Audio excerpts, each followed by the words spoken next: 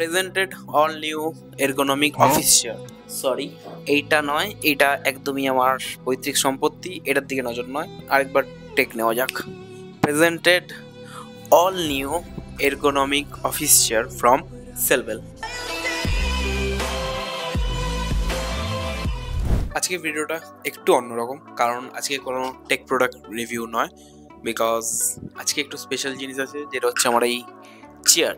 এই চেয়ারটা আমি গত 1 বছর ধরে ইউজ করছি, আর এটা আসলেই খুব কমফোর্টেবল। সো চলো এইটা বাই কেন করেছি আর এটার একদম অনেস্ট রিভিউ আমি তোমাদের সাথে শেয়ার করতে চাই। সো চলো শুরু করা যাক, আর সাথে করেই আমি এটা কেনার গল্পটা তোমাদের শোনাই। এটাকে আমি অর্ডার করেছিলাম লাস্ট ইয়ার, আর সেই সময় দাঁড়িয়ে আমি আসলেই এটা চেয়েছিলাম খুব কমফোর্টেবল একটা চেয়ার। বাট হ্যাঁ, আমার কোনো আইডিয়া ছিল না যে কিরকম চেয়ার নেব, আর চেয়ার যদি নিই তো তার মধ্যে অনেক ভ্যারাইটিস ছিল। সো সেখানে এরগোনমিক চেয়ার মানে আমি জানতাম না, আসলে সত্যিকারে আমি জানতাম না। তারপরে একটু ঘাটাঘাটি করা হয়, করে আমি আরো কয়েকটা চ্যানেলের আমি রিভিউ নিই যে কিরকম এরগোনমিক চেয়ার হয়, প্লাস কোনটা বেটার হবে। দেখো সেই সময় দাঁড়িয়ে একটা ট্রেন্ড ছিল যে হ্যাঁ, গেমিং চেয়ার খুব ভালো, গেমিং চেয়ার আরামদায়ক। বাট হ্যাঁ, ওই সময় দাঁড়িয়ে আমি ফার্স্টলি কোনো ইনভেস্টমেন্ট করতে চাইনি। বলতে গেলে এই ইনভেস্টমেন্টটা আমার কাছে যেন ভালো হয়েছে, কারণ এটা আসলেই খুব কমফোর্টেবল। কয়েকটা মাইনাস পয়েন্ট আছে অবশ্যই, বাট তার মধ্যেও কমফোর্টেবলের যদি কথা বলা যায়, হ্যাঁ অবশ্যই কমফোর্টেবল।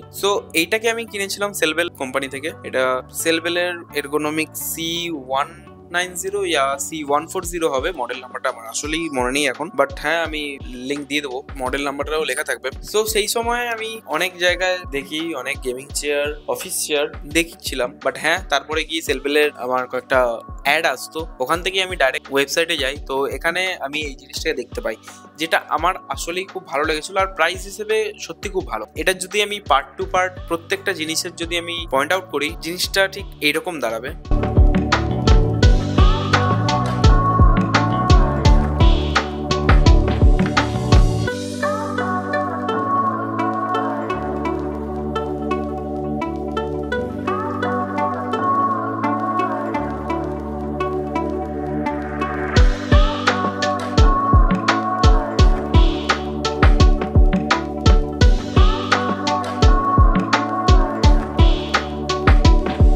ওকে, প্যাকেজিংটা যখন আসে আসলেই খুব হিউজ ছিল।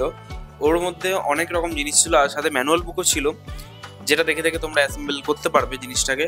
আর সাথে যদি তোমরা নাও পারো, জিনিসপত্র যদি না থাকে, সো টেকনিশিয়ান তোমরা অ্যাড করে নিতে পারো। আই থিঙ্ক আমার মনে নেই যে ওয়েবসাইটে হয়তো অ্যাড করার অপশন ছিল, সো ওটাকেও তোমরা করতে পারো, ইয়া নিজেরাও বসে করতে পারো। যেমন আমি জন্মগত টেকনিশিয়ান আসলেই নয়, যাই হোক। সো আমি নিজেই বসে বসে জিনিসটাকে মাথা কাটিয়ে করি। এমন কিছু মাথা কাটানোর ব্যাপার ছিলই না, কারণ ম্যানুয়াল বুক ছিল, দেখে দেখে জাস্ট স্ক্রু টাইট করে ব্যাস কমপ্লিট। সো ওটা আসলে খুব সহজ ছিল জিনিসটা। আর তা বাদে প্যাকেজিং এর ভেতরে প্রত্যেকটা জিনিস পার্ট টু পার্ট ভাগ করা ছিল, একটা একটা করে বার করো, একটা একটা করে লাগাও, কমপ্লিট। এবার আসা যাক এটা আসলেই কতটা কমফোর্টেবল। দেখো প্রাইস যেখানে একটা মেন ফ্যাক্টর, সেই রকমই সেই অনুযায়ী বলতে গেলে এটা আসলেই খুব কমফোর্টেবল।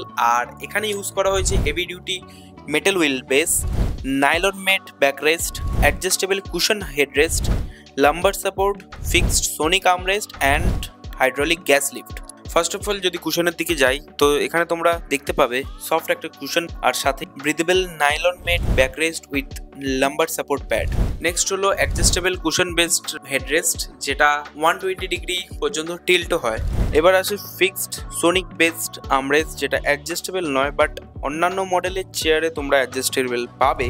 এটাতে বাদ বাকি মোটামুটি সব ঠিক আছে, বাট হ্যাঁ এলবো রাখলে আরামদায়ক হয়, বাট এটা একটু শক্ত, প্যাড নেই কোনো প্রকার। সো সেই কারণে একটু হয়তো মাঝে মাঝে প্রবলেম ক্রিয়েট করতে পারে, হ্যাঁ একটু হাতে লাগে ভাই। এবার আসা যাক মেকানিজমের দিকে, যেখানে তোমরা পেয়ে যাবে class 4 hydraulic gas lift for smooth adjustment, আর সাথেই টিল্ট মেকানিজম, যেটা 120 ডিগ্রি পর্যন্ত। এটাতে করে তোমরা আরামসে 120 ডিগ্রি টিল্ট হয়ে সব ছড়িয়ে ছিটিয়ে আরাম করতে পারবে কোনো অসুবিধা ছাড়াই। এবার যদি বিল্ড কোয়ালিটি নিয়ে কথা বলতে হয়, তো একটা জিনিস বলবো, 1 ইয়ার, মানে তোমরা ভাবো 1 ইয়ার ধরে আমি ইউজ করছি, বাট হ্যাঁ কোনো প্রকার প্রবলেম এখনো পর্যন্ত আসেনি। আর সাথে যদি কুশনের কথা বলা যায়, কুশনটা কিন্তু একদম আগের মতনই রয়েছে, মানে নতুনের মতো। সো এই দিক থেকে বলতে গেলে এটা একটা খুব ভালো পয়েন্ট, যেটা অন্যান্য চেয়ারের কথা আমি জানি না, বাট হ্যাঁ আমি দেখেছি কয়েকটা চেয়ার হয়তো মানে কুশনটা চেপে যায়, বাট এটাতে এরকম কোনো ব্যাপার নেই। বাট হ্যাঁ, একটাই প্রবলেম, এই আর্মরেস্টটা আসলেই একটু আনকমফোর্টেবল, কারণ এলবো রাখতে একটু প্রবলেম হয় মাঝে মাঝে, যেন পাথরে রাখছি, কারণ এটাতে কোনো প্রকার প্যাডিং বা কোনো কুশন ইউজ করা হয়নি, যার জন্য এটা এরকম। সো এটা একটু আনকমফোর্টেবল আছে। This is supports 105 KGs and this is 1 year warranty protected. এটা আসলেই খুব হেল্পফুল হবে তাদের জন্য যারা দিনের বেশিরভাগ সময়টাই নিজের ডেস্কে কাটায়, যেমন হচ্ছে আমি। তাদের জন্য খুবই কমফোর্টেবল হবে জিনিসটা, আর এটা আসলেই বলছি খুবই কমফোর্টেবল রিয়েলি। তোমাদের কাছেই কোশ্চেন যে তোমরা কোন চেয়ার ইউজ করো, মানে অফিস চেয়ার ইয়া গেমিং চেয়ার, আর আমাকেও সাজেস্ট করো যে নেক্সট টাইম আমি কোন চেয়ার ইউজ করব, গেমিং আর অফিস, আর হলে কোন কোম্পানির বেটার হবে, তোমরাই বলো। আজকের ভিডিওটা এতটাই। তোমাদের যদি আজকের ভিডিওটা ভালো লাগে থাকে তো অবশ্যই একটা লাইক করে দেবে, সাবস্ক্রাইব করবে, বন্ধুদের সাথে শেয়ার করে দেবে। আমার একটা গল্প ছিল, এটা কি তোমাদের সাথে শেয়ার করলাম। আমার একটা নিজের পার্সোনাল রিভিউ ছিল, যেটা তোমাদেরকে বলতে ইচ্ছা হলো, সেটাই বললাম। তোমরা বলো তোমাদের কি মতামত, আর নেক্সট ভিডিও খুব তাড়াতাড়ি আসবে, অপেক্ষা করো। সো ততদিন গুড ডে।